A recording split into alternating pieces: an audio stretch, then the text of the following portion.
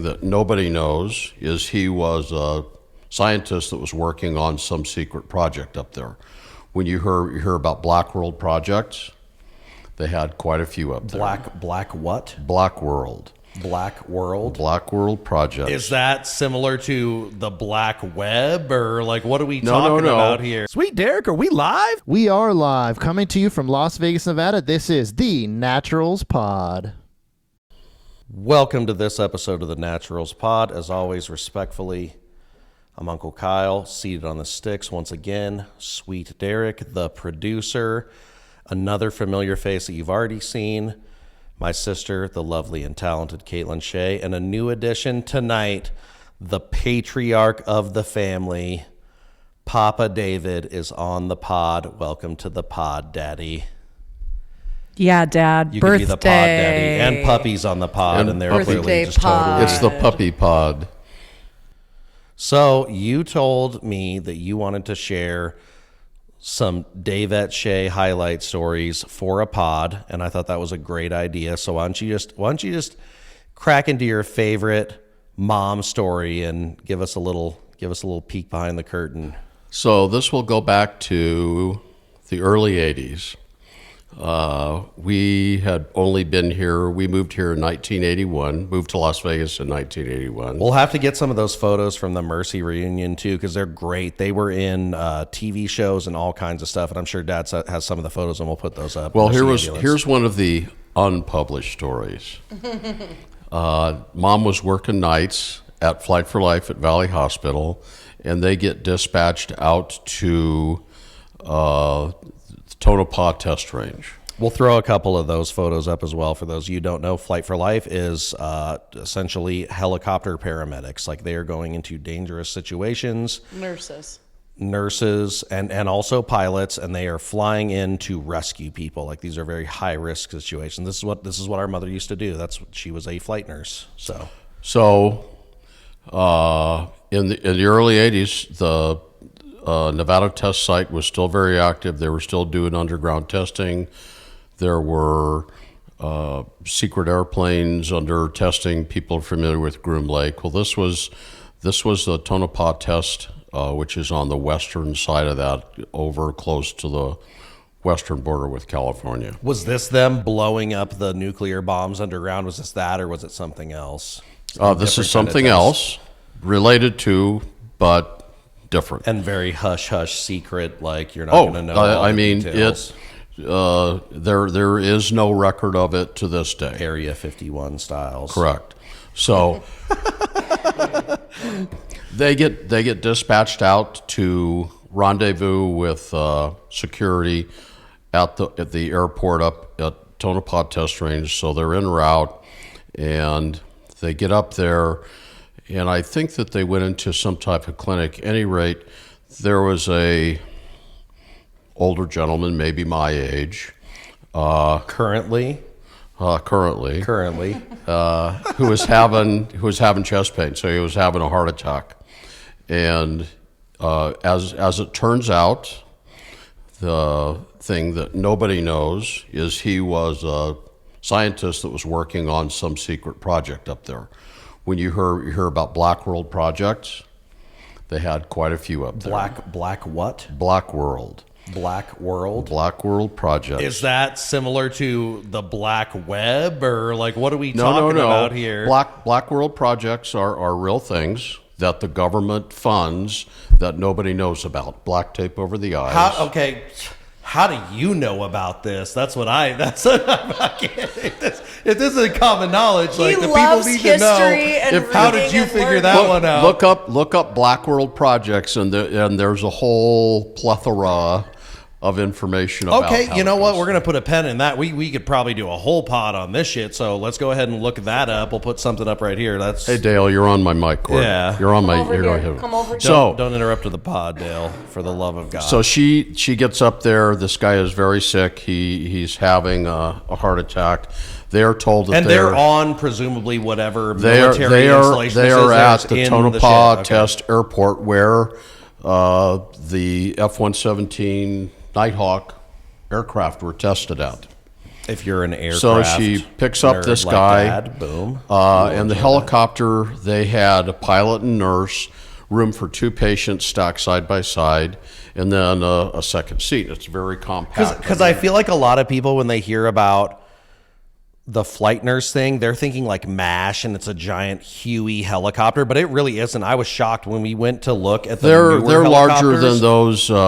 than those aircraft were because the patients are actually inside. To scale, but but- they're not very big. It's very compact. So they're told that they're taking this gentleman to Nellis Air Force Base directly, and not only are how they you know taking it's him like to some Nellis top Air Force Base, but there is an armed security person who is accompanying them. To make sure they don't spill the secrets. Like, I guess that's the theory of it. Mom says, no, can't come on the helicopter. And he goes, no, I'm coming going on the helicopter. So they all get on the helicopter. They head to Nellis Air Force Base. When they get close to Nellis, and people aren't aware that as you leave Las Vegas northbound, all of the airspace from north of town out to US 95, which skirts the western part of Nevada, clear up to that test range, all of that airspace is controlled by Blackjack, which is the US military air control for that entire yeah, and I mean, complex. they lock it down seriously. I've been close to the base a couple times when they've had like a presidential visit, and they shut that shit down. They Well, don't let you and get then I anywhere near will that. tell another story on another podcast about going up to Tonopah in my fixed wing air ambulance and having to cut across the edge of that and all of the. Was that when you guys were trying to find the propeller that fell off the No. plane? This was in the early 80s. We went on that particular run. We went to Tonopah to Nye General Hospital, picked up a patient. The weather, and normally we would go out and around and fly around the edge of it, so we didn't have to do that. Well, this particular night, the weather was terrible. We ended up cutting across the corner.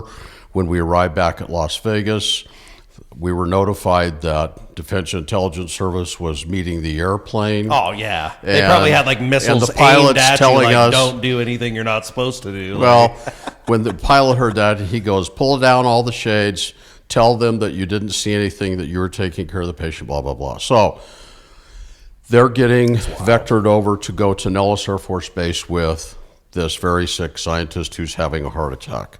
When they land there, there is a C-130 with the tailgate down, and they land behind it. They're transferring him into that airplane, which is all set up as a medical suite. to like the super secret military guy- hospital lab. And Yeah, this guy TBD was location working on unknown. some very, very top secret project. And so the reason the guard was there is so that, I mean, they wouldn't even let Davette give him any medicine for his chest pain, which is normally what you would do because they were afraid He was must gonna- have known like some crazy deep darks like that.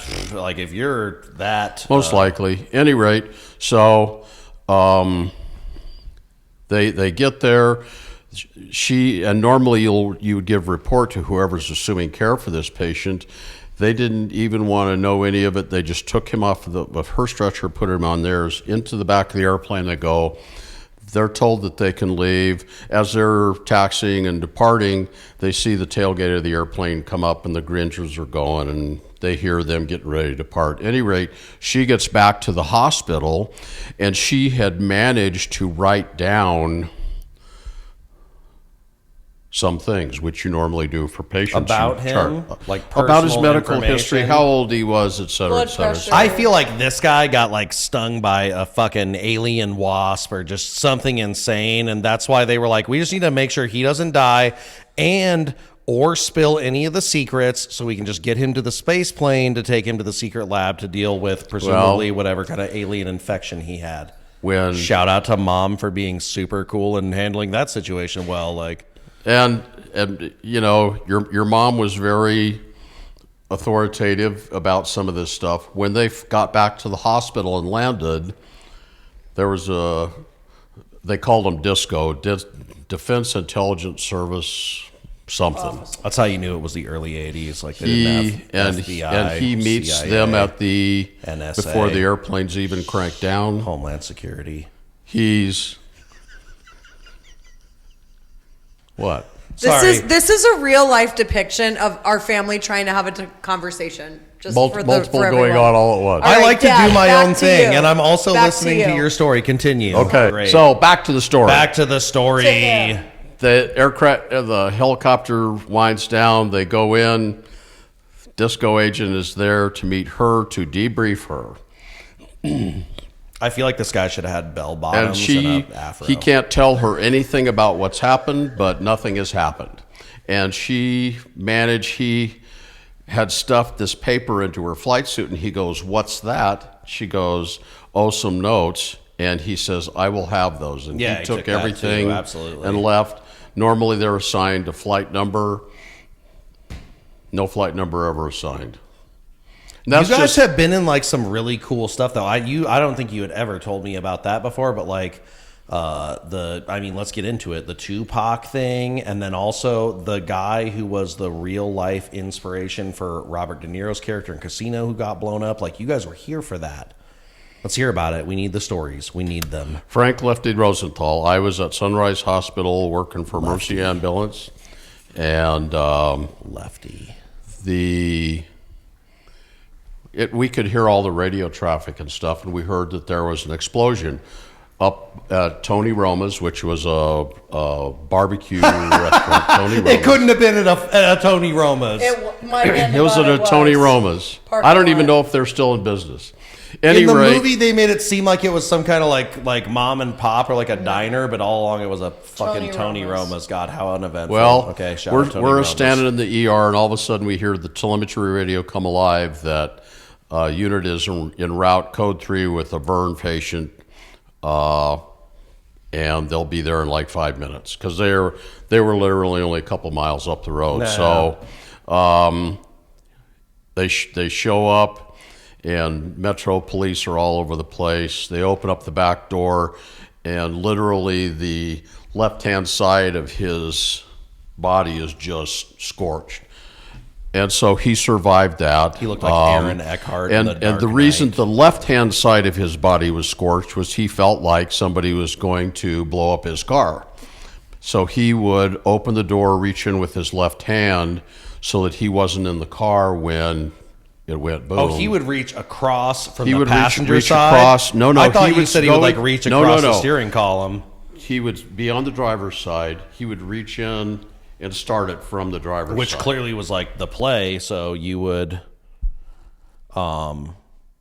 get blown away as opposed to blown up. But in the movie, they made up like some bullshit, like the metal under the seat was reinforced, and he had time to get out. And no, it's like literally because he was paranoid, and he was like, Well, I know they're going to try to get me. And they If you fucking go got look blown at away. pictures of the explosion, the car was destroyed. That must have been scary as shit, though. Do you feel lucky, or you're like, oh my god, if you survive something like that, like that's terrible. It was, kind of one of those things. Well, when we arrived here, the mob influence in the casinos was still pretty prevalent. Yeah. And so that was just one of the stories. I mean, Tony Spilotro was still around.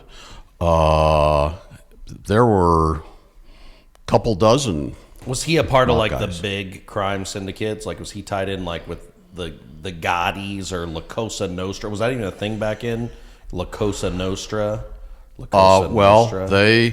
I can't remember which crime family they worked for. If they were out of Chicago, I think. But they were clearly big time because they were skimming from the casinos. Like, this is Well, the day where you and, get and away with that was the whole thing, is that because many of these casinos were financed with pension fund money from the Teamsters back there, Jimmy Hoffa. they would try to install people that were going to allow them to Correct. do it. Let us do our business. You get a little money on the side.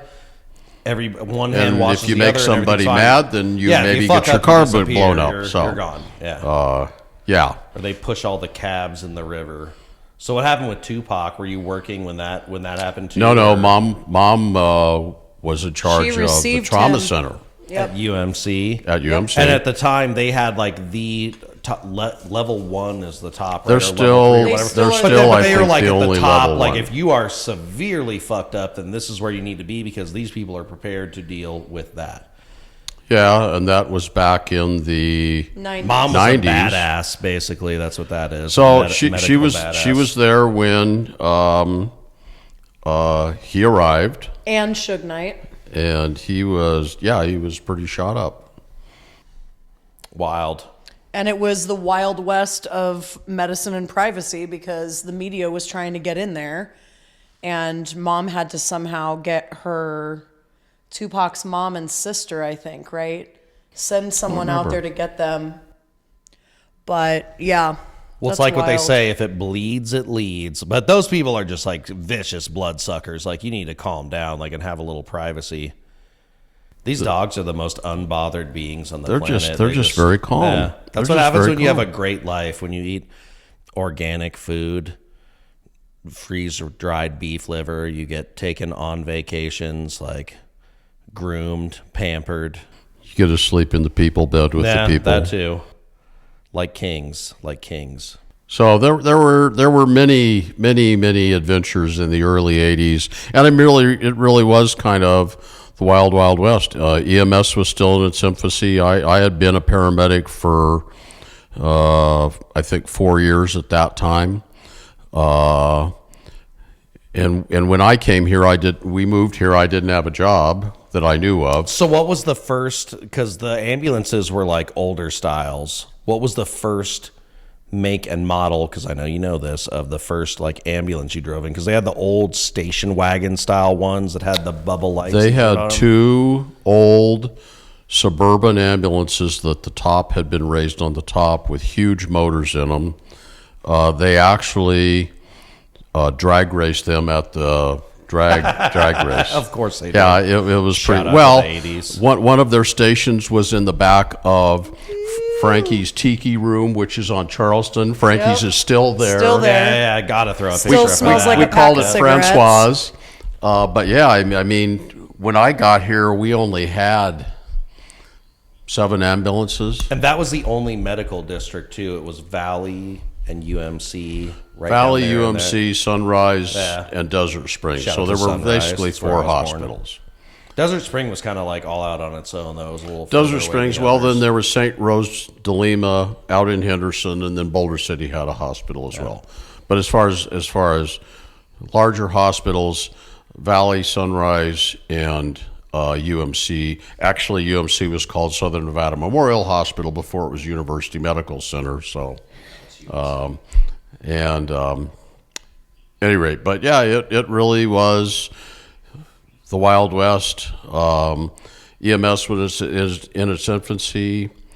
The helicopter program that they'd started at Valley was one of the few hospital-based EMS things that had come about. So there was a couple in particular of like just the real wild stories that mom told before she got pregnant with yours truly. She was like scaling the side of a mountain in the early stages of being pregnant with me. Is that what was happening? There was a car accident and they went off the side of a hill or something. And she was like, maybe I shouldn't be doing this with a baby inside of me. Shout out to mom. Well, and the thing that was interesting was 3 flight nurses were pregnant at the same time, which was half of the staff.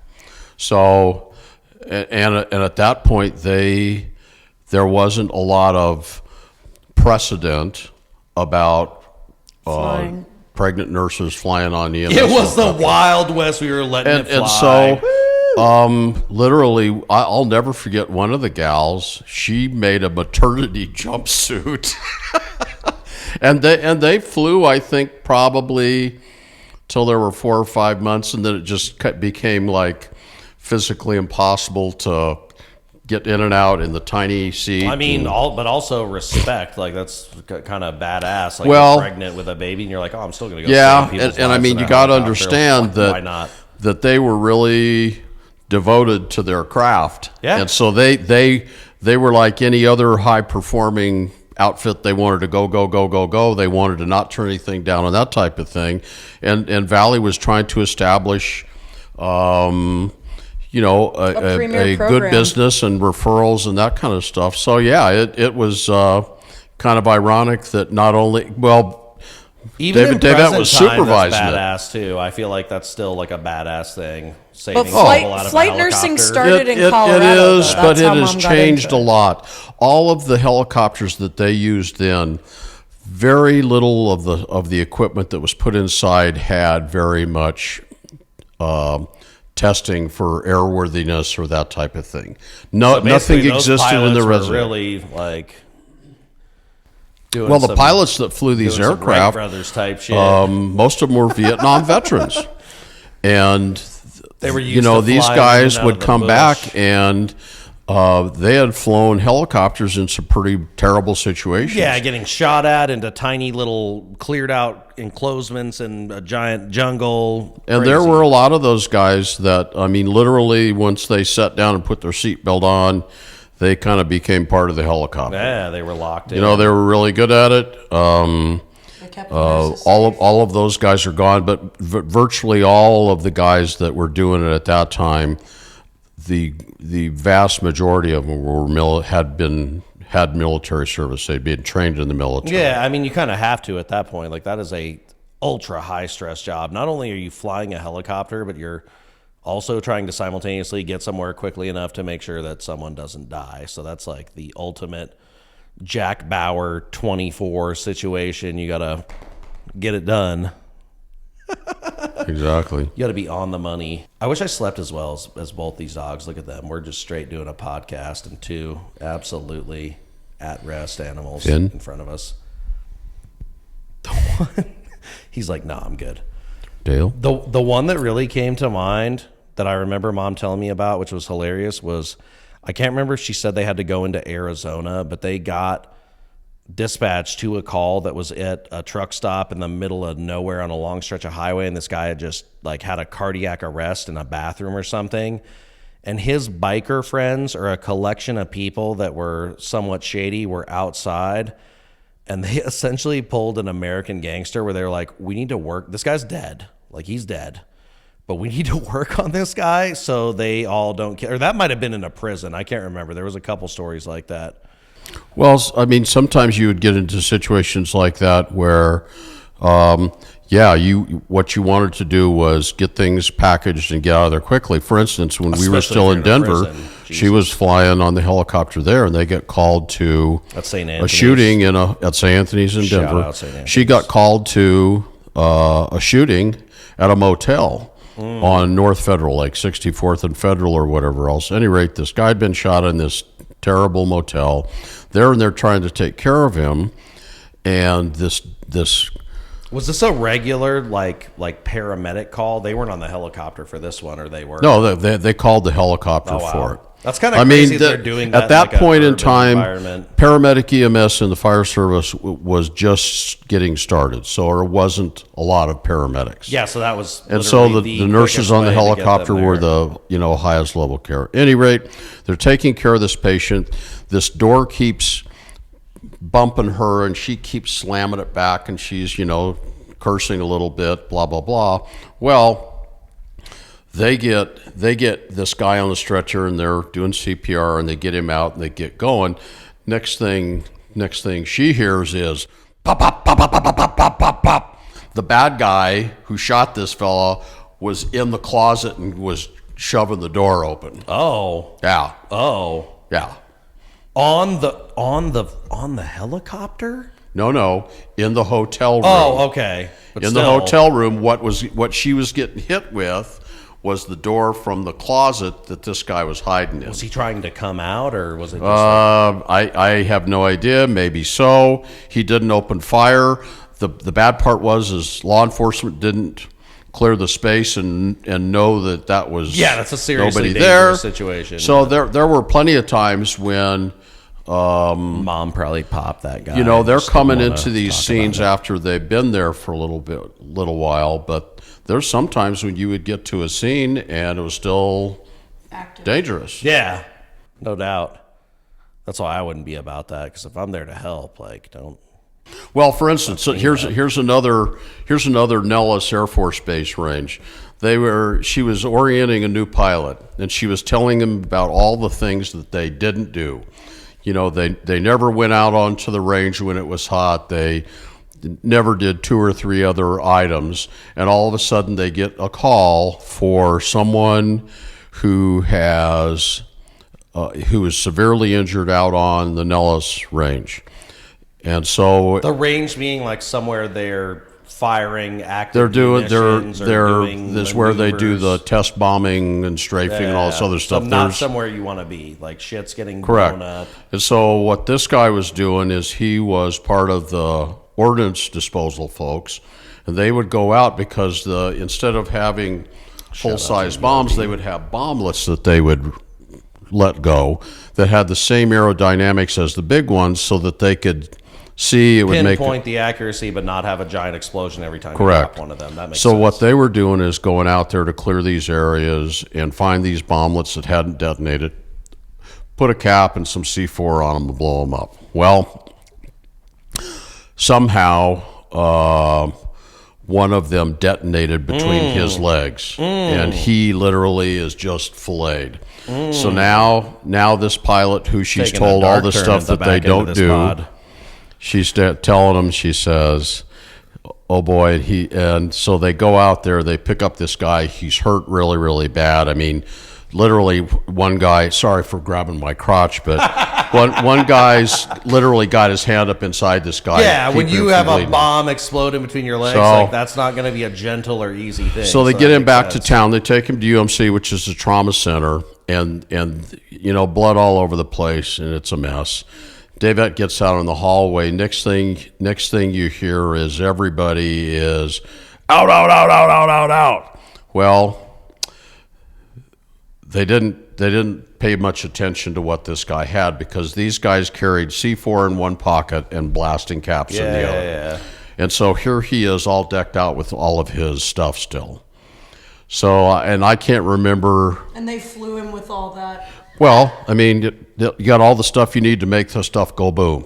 Yeah, as long as they're not. So they put get together, that all. then I think you're that not gonna get guy exploded. survived, but I mean, it's just like another time. I'm at UMC, and they transported this guy, and he was a gunshot wound. He's laying on the bed, and they're pumping him. Next thing you know, they come in to X-ray him, and the X-ray had, at this time they had the hard plates that they put under them because they weren't electronic.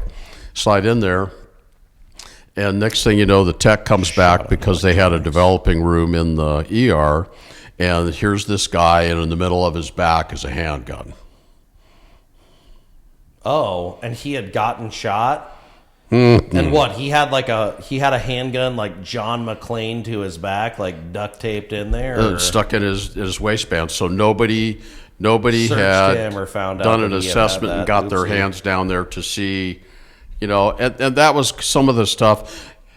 And you were always told and always taught, always make sure the scene is safe, blah, blah, blah, do all this other stuff. Well, I think probably still to this day some of that stuff happens, but it just demonstrates how and I will call it the fog of war, when you've got all this stuff going on, that sometimes you don't go exactly down the list. Yeah, and your priority is to save somebody's life. So, like, if you skip a step in there, it's Well, because and were you trying had to save consider someone. whether your life was in danger or not. And Correct. so when David gets back to the helicopter and they're using a hose to clean out all the blood and stuff, this pilot comes in and he goes, could we go over that list of stuff that we're never going to do ever?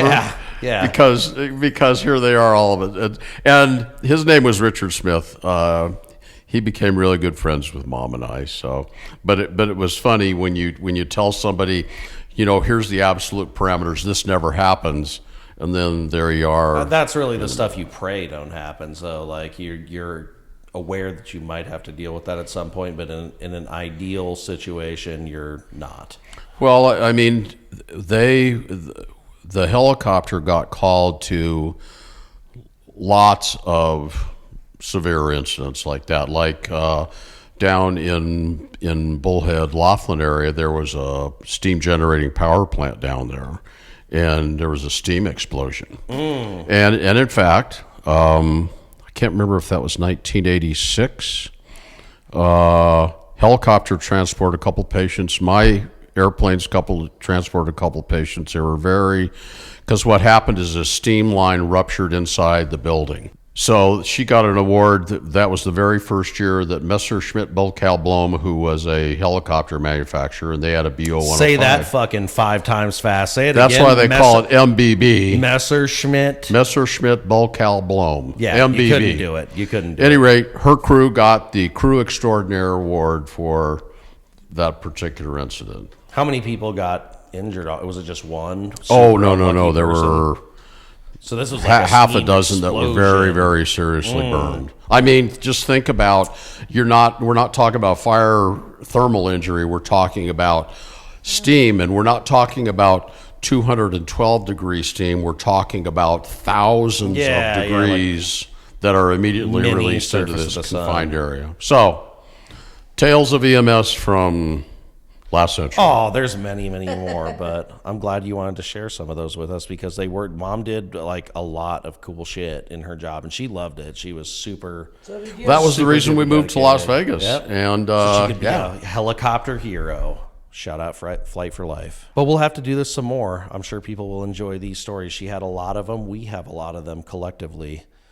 We'll do more of this. Anyways, this has been one of our last Joshua Tree pods, but we've had a great time, great family vacation. We got to celebrate our birthday, bump it. We could have had the same day. I love you so much. You're so considerate, and you wanted me to have my own, but We kind of have the same day. we do. We celebrate it together. It's a 48-hour birthday celebration. Most people take a week. We just keep it to a tight 2 days. Anyways, we will do this again. I've been Uncle Kyle. That's my awesome sister, Caitlin. This is my dad. You'll see more of him in the near future. And we will see you on the next one. See you later, Natty Nation. Don't forget to like, subscribe, share, comment. Check us out. Let me get my phone so I can start liking. Like it all. Like, comment, subscribe, share. We love you. The end. Thank you for listening to this episode of the Naturals Pod. Please remember to follow us on your Twitter and Instagram accounts at the Naturals Pod. Do you have what it takes to join the Natty Nation? Like and subscribe to find out.